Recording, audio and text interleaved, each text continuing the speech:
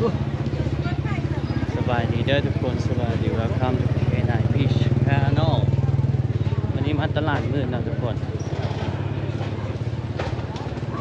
มากับข้าเจ้ากำลังที่ปิดเปิดละ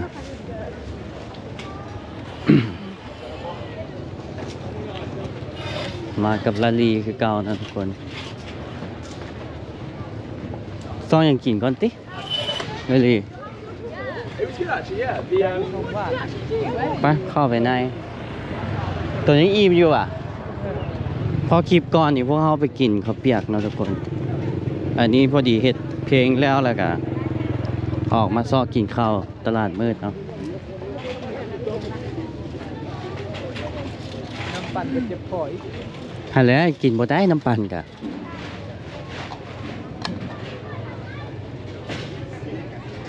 เครื่องตอนนี้ก็กำลังสิปิดแล้วทุกคน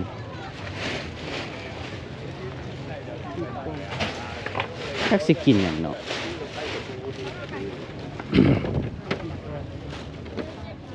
ปัญหาโลกแตก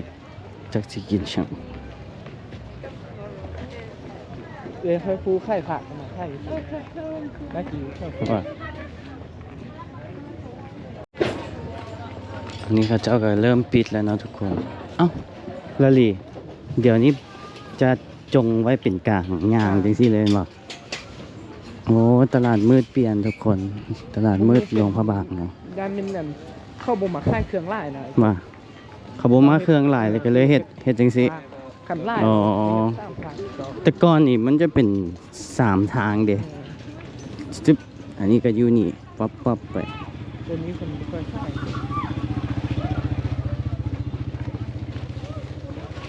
ช่วงนี้เนาะทุกคน มันคนมุกค่ายไล่ตัว ช่วงนี้กันชิมาหลอกเนาะ9:50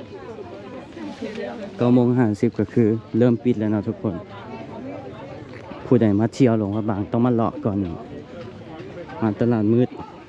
ต้องมาไว้ก่อนนี่เนาะทุกคนเนี่ยตอนนี้กำลังปิดอยู่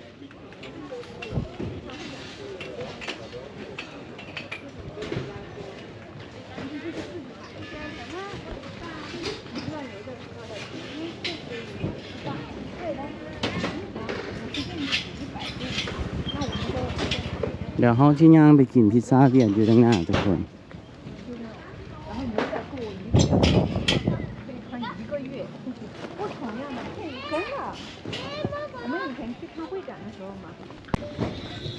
ย่างกายนี่คือว่าคือคักเนาะผู้ใดก็ฟ้าวจอมฝนตกหนึ่งมวน ตอนฝนตกนี่แห้งคักแหล้วขนาดตอนนี้ก็ยังแบบชุลมุนทุกคนแบบฟ้าว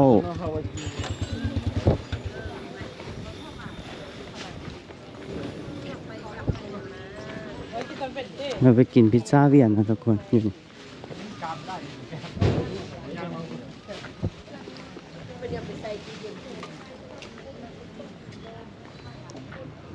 มันก็จะมิดจังสินะทุกคน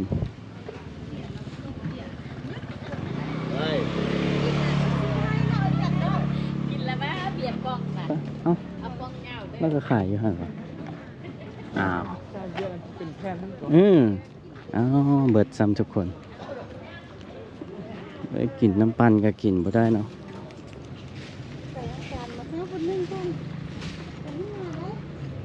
กินอย่างน้อบัดนี้ย่างหลอกก่อนทุกคน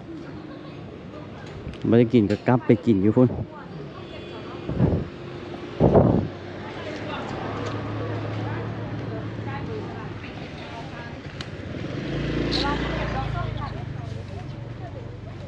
ไล่รวมเลยอย่างวะ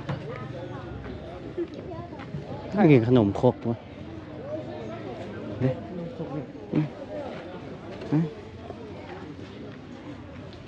กินข้าวหวานเลย ค่ายด้วย ถึง10,000นะ ซ่อง ใช้กระสอบ บ่ใส่จับ จับออก เด้อจับเออก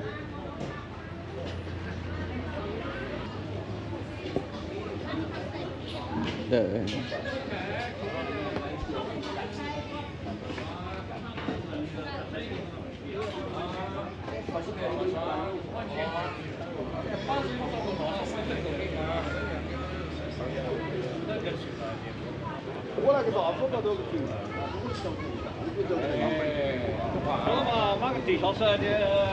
นะทุกคน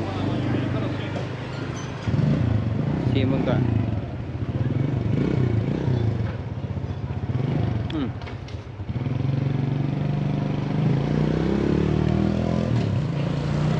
1,010เนาะขนมครกบุกก่อน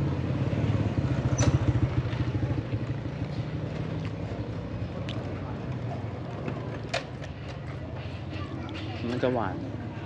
ขนมครกอยู่ตั้งแต่ก็ฮอดปีใหม่ลาวนะทุกคนเส้นนี่ก็คือเต็ม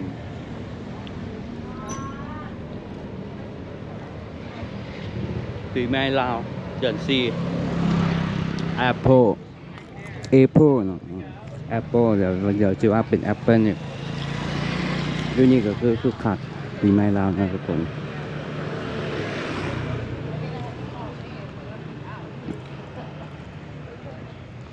ย่างจังซี่เนี่ยก็คือว่าขัดอยู่ ถือถามสร้างมา ก็ฟิลแบบมาเที่ยวนะทุกคนก็คึกคักจะเห็นแต่โซนนี่จะเป็นจะต่างประเทศเนี่ย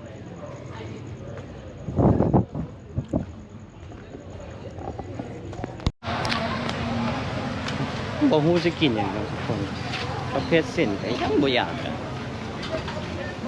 เข้ามาช่องนั่งกินเบียร์แถวนี้บ่ช่องผู้สาวบ่ นางอินเดีย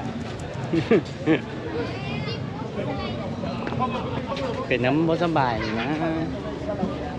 เด้บ่แม่นสองสาวว่ะ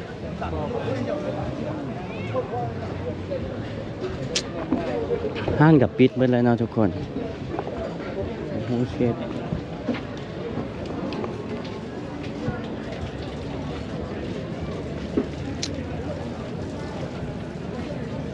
ปิดเบิดละโรตีก็สิหวานโพดก็แห้งไอ มีดินเหนียวเดียวกัน แจ็คจะกินอย่าง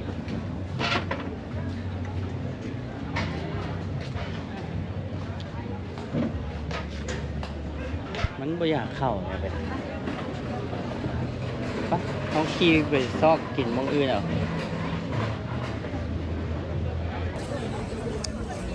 กับนี้นักท่องเที่ยวหลายนะทุกคน อันนี้อัปเดตให้ทุกคนเบิ่งเนาะเดือน3ทุกคนวันที่11เนาะมื้อนี้เดี๋ยวเขาจะออกไปนอกเอาอยู่ในซอยกันยังคึกคักอยู่เนาะ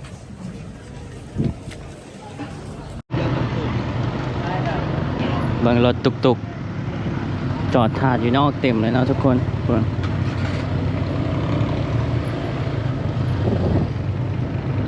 มันก็หิวข้าวอยู่เนาะทุกคนแต่มันแบบกึมๆมันจะกินอย่างดีคือบ่ออกเนาะพวกเส้นก็บ่อยากแหละเพราะว่ากินข้าวเปียกมาแล้วเนาะ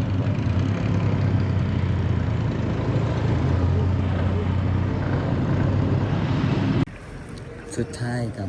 มุมเซเว่นเนาะทุกคนเห็นเขาเจ้าว่าเติมเครื่องแล้วก็เลยว่าโอเคมาชอบกินเซเว่นแล้วกินอย่างที่เซเว่นนะบอกมันกินเซเว่นบางคนเต็มเลย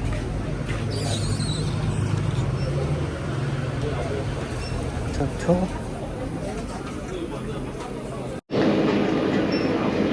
มื้อนี้เหลือเห็นฮอนดอกเนาะทุกคน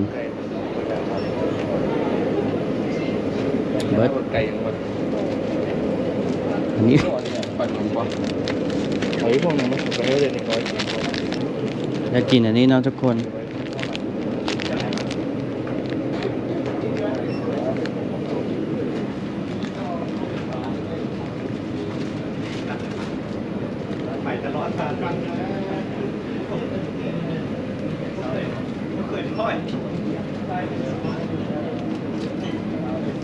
ก่อน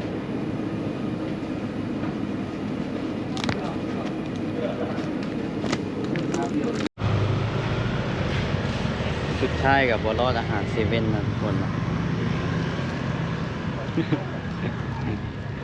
เพราะว่าตอนอยู่เวียงเด็กๆมาแล้วจะมากินเลยกินแซนด์วิชตอนนอนนะ